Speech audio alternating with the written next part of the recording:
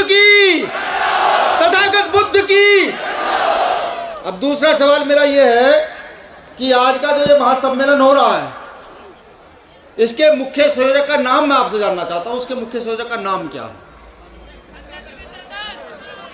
नहीं, ये जो पट्टी यहां पर खड़ी हुई है तो सब जानते, मैं भी जानता हूं, ये जो लोग बैठे हुए हैं, क्योंकि ये इतिहास की बात है।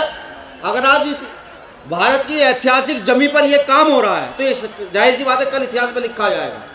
और अगर आप कल इतिहास में अपने बच्चे को यह बताकर ना जा सको कि एक भंते जी मेरठ की सरजमी पर आए थे और उन्होंने इतिहास को दोबारा जिंदा करने का काम किया, तो फिर क्या फायदा है आने का? क्या नाम है उनका? जी, भंते सुमित रतन जी, जो भी यहाँ पर संचालन भी कर रहे थे। मैं आभार व्यक्त करता हूँ भीम आर्मी टीम की ओर से, अपनी पूरी टीम की ओर से, कि महत्वपूर्ण कार्य जो बाबा साहब अम्बेडकर जी के द्वारा चलाया गया था वो अधूरा था, उसको आप धीरे धीरे करके पूरा कर रहे हैं। यहाँ तमाम वक्ता है, बहुत सारे नाम हैं, विशेषकर जिनको हम अपना गार्जियन मानते हैं, बाबा साहब के परपोत्र माननीय अम्बेडकर साहब और मुख्य उपासक हर्ष बोधी जी। मैं आपको नमन वंदन करते हुए, वे मंच पर मंचासीन सभी साथियों को नमन वंदन करते हुए, वे तमाम जितने साथी आए हैं उन सभी को नमन वंदन करते हुए कुछ बातों पर प्रकाश डालूंगा। देखिए, मैं कल का बच्चा हूँ, मेरी टीम भी ऐसी है, युवाओं की फौज है, पूरी फौज है, और सीख रही है कुछ इतिहास से पढ़कर, कुछ आप लोगों को सुनकर और जानकर, कुछ ऐसी ऐसी बहुत संगतियों से जो यहाँ पर हो रही है। इतिहास में जहाँ बाबा साहब अम्बेडकर का संघर्ष आता है, वहीं इतिहास में भीमा कोरे गांव का संघर्ष भी पढ़ा जाता है। जहाँ आज़ादी की लड़ाई आती है वहाँ चमार रेजिमेंट का भी नाम आता है। जहाँ तथागत बुद्ध की करुणा की बात आती है, जहाँ रैदास नानक कबीर की बात आती है, वहाँ शहीद आजम भगत सिंह और उधम सिंह की भी बात आती है। मैं सहमत हूँ, बिल्कुल सहमत हूँ कि करुणा होनी चाहिए, मैं सहमत हूँ कि शांति भी होनी चाहिए, लेकिन बाबा साहब अम्बेडकर के द्वारा दिया गया जो सम्मान स्वाभिमान मिल गया है, उस सम्मान स्वाभिमान को लेने के बावजूद भी वो अपमान का जीवन कैसे दिया जाए, जैसे उड़ीसा में आज भी बेटियों के रेप हो जाते हैं, वो सम्मान स्वाभिमान का जीवन कैसे दिया जाए? वो लोग जो धम्म का काम करने वाले लोगों को आज भी दिन दहाड़े मारते हैं। सीतापुर जिला उदाहरण है कि बहुत कथा होते हुए लोगों को कुछ ब्राह्मणों ने आकर के पूरे गांव के लोगों को पीटा। फोन आते हैं, भैया हमें पीटा जा रहा है, किस लिए?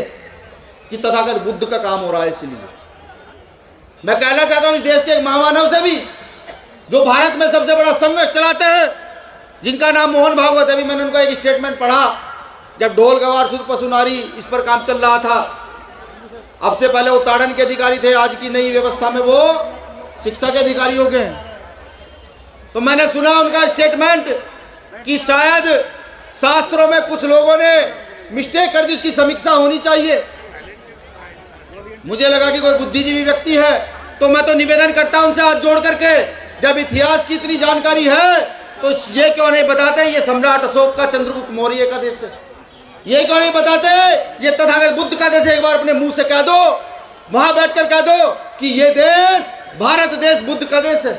मैं कहता हूं जय श्री राम के नाम पर होने वाले झगड़े खत्म हो जाएंगे, धर्म के नाम पर होने वाले झगड़े खत्म हो जाएंगे।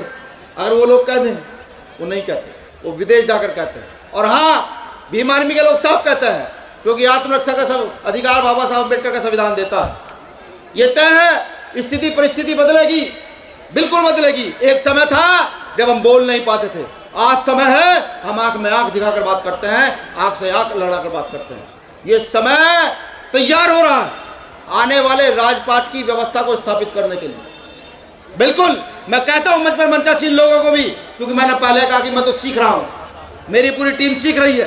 मंच पर मंचासीन लोगों को मैं कहना चाहता हूं कि धर्म की व्यवस्था अगर पूर्ण रूप से बढ़ानी है तो कहीं ना कहीं राजनीतिक सत्ता की व्यवस्था को भी आप सब लोगों को मिलकर आगे की ओर अग्रसर करना होगा। और अगर राजनीतिक सत्ता की व्यवस्था अग्रसर ना हुई तो समझ लीजिए अभी 20, 30, 50 साल का इतिहास देखिए। अभी माननीय मंत्री जी ने भी कहा कि पहले कावड़ के मेले नहीं लगते थे साहब, बिल्कुल नहीं लगते थे। पहले जय श्री राम के नाम पर हत्या नहीं होती थी। यह सिर्फ शासन का प्रभाव है कि आज जय श्री राम के नाम पर हत्या हो रही है। आज लगातार बड़े बड़े पंडाल लगाए जाते हैं, बड़े बड़े स्टॉल लगाए जाते हैं धर्म के नाम पर, लेकिन किसी गरीब बेटी की शादी के लिए अनुदान नहीं किया जाता। ये व्यवस्था की तो बात है। और हम जो सीख रहे हैं, इतिहास से जो देखा सीखा, तो ये तय है, अगर इस व्यवस्था को स्थापित करने के लिए सम्राट अशोक बनना पड़ा, बुद्ध धर्म से पहले वाला या धर्म से बाद वाला, तो बनने में बिल्कुल कोताही नहीं करेंगे, पूरी मजबूती के साथ बनने का प्रयास करेंगे।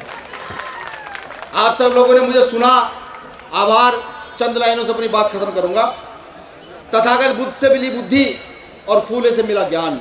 गौर से सुनिएगा, लाइनें तो बहुत ज़्यादा महत्वपूर्ण नहीं है, लेकिन सुनेंगे तो शायद कुछ समझ आ जाए कि बुद्ध से मिली बुद्धि, फूले से मिला ज्ञान, छत्रपति साहू जी महाराज से मिला आरक्षण, और बाबा साहब अम्बेडकर से मिला मान, सम्मान, स्वाभिमान और संविधान।